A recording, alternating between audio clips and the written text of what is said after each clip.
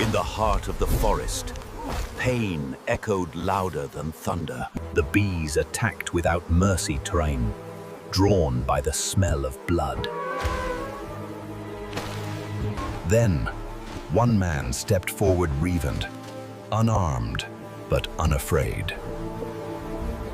Through pain and fear, he kept moving until the swarm began to fade.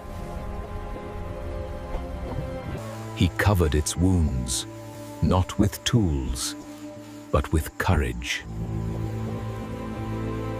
And for the first time in days, the forest fell quiet again.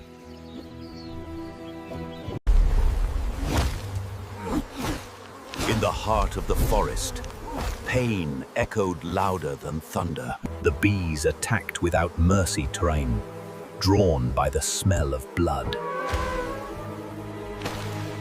Then, one man stepped forward Revend, unarmed but unafraid. Through pain and fear, he kept moving until the swarm began to fade. He covered its wounds, not with tools, but with courage. And for the first time in days, the forest fell quiet again.